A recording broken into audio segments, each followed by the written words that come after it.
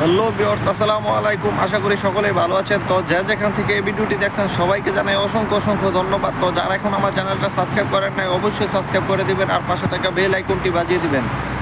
তো আজকে খুবই গুরুত্বপূর্ণ একটি বিষয় নিয়ে আলোচনা করতে যাচ্ছি।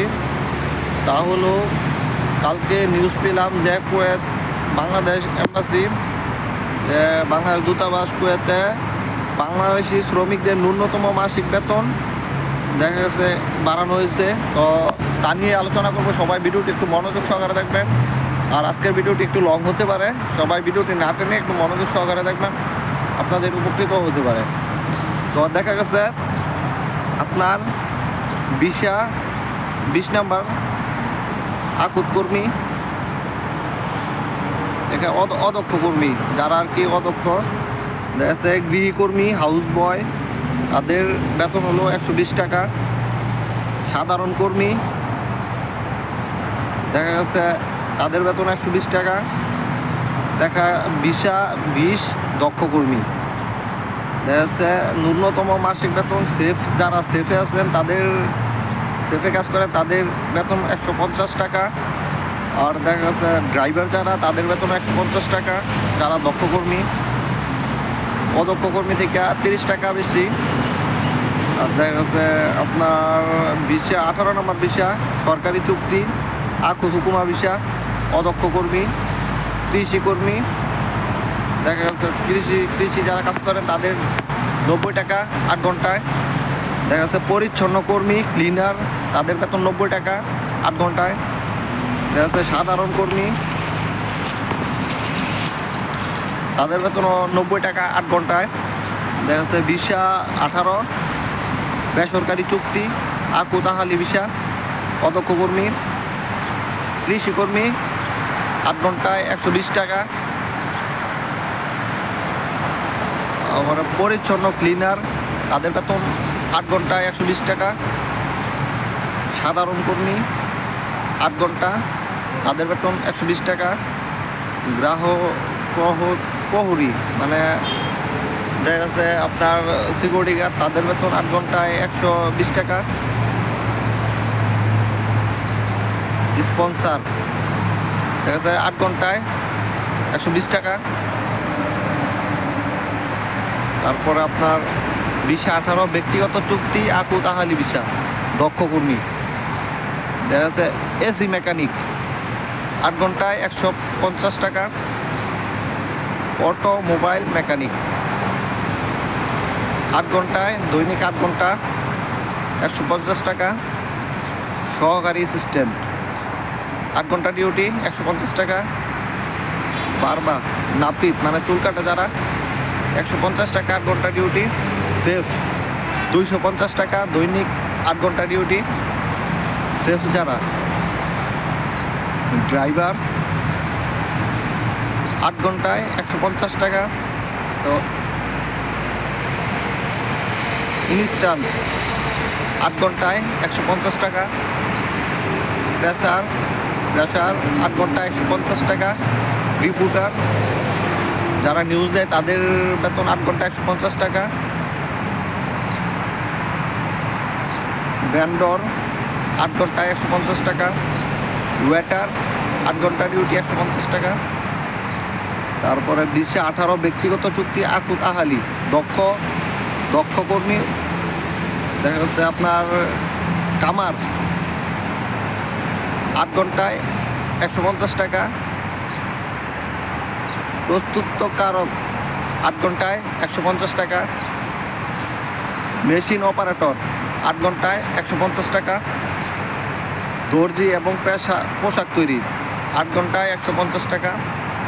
তারপরে ভিসা 18 ব্যক্তিগত চুক্তি, আকুত আহালি, দক্ষ কর্মী। সিরামিক্স কর্মী 8 ঘন্টায় 150 টাকা। ইলেকট্রনিশিয়ান 8 ঘন্টায় 150 টাকা। রাজমিস্ত্রি 8 ঘন্টায় 150 টাকা। পেন্টার 8 ঘন্টায় 150 টাকা। আপনার প্লাম্বারে পাইপ ফিটার 8 ঘন্টায় 150 টাকা।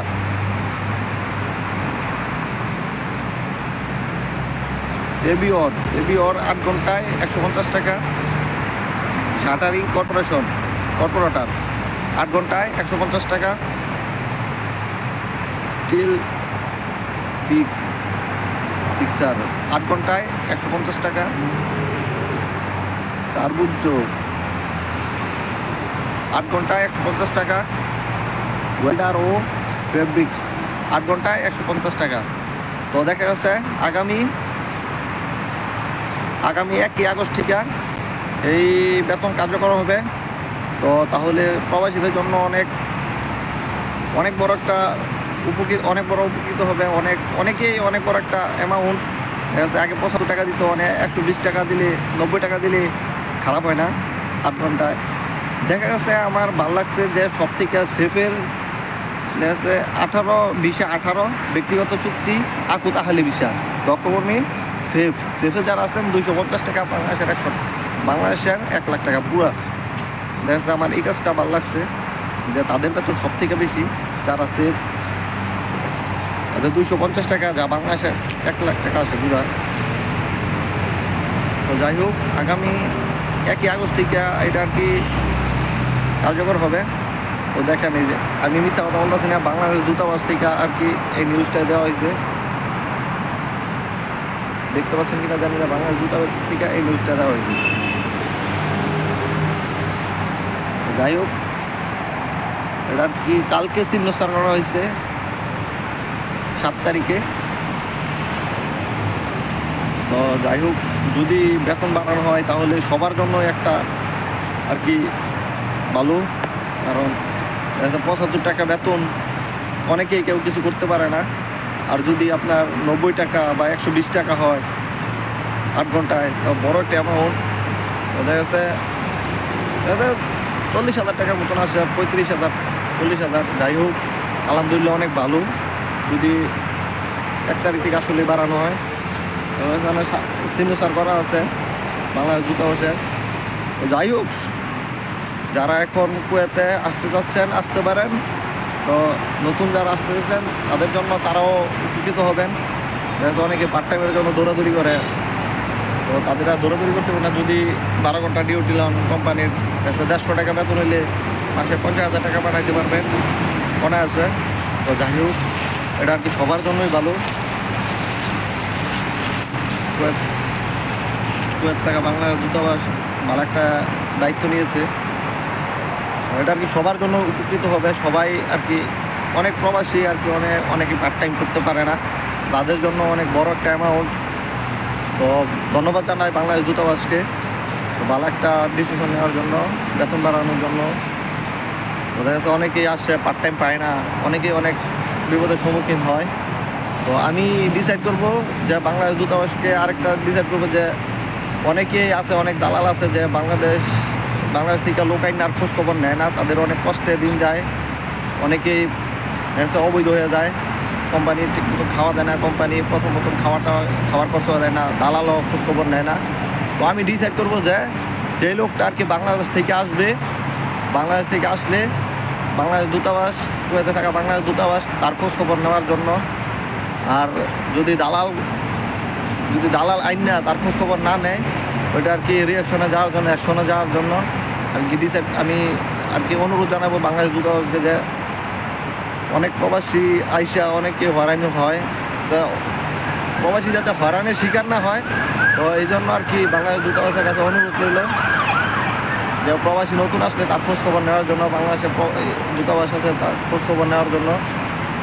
তো যাই হোক অ্যামাউন্ট বাড়ানোর জন্য বাংলাদেশ দূতাবাসকে অনেক ধন্যবাদ। তো সবাই অনেক উপকৃত হবে। তো আশা করি সবাই ভিডিওটি না টেনে মনোযোগ সহকারে দেখবেন। আর যারা এখন আমার চ্যানেলটা সাবস্ক্রাইব করেন অবশ্যই সাবস্ক্রাইব করে দিবেন, আর পাশে থাকা বেল আইকনটি বাজিয়ে দিবেন। ধন্যবাদ সবাইকে।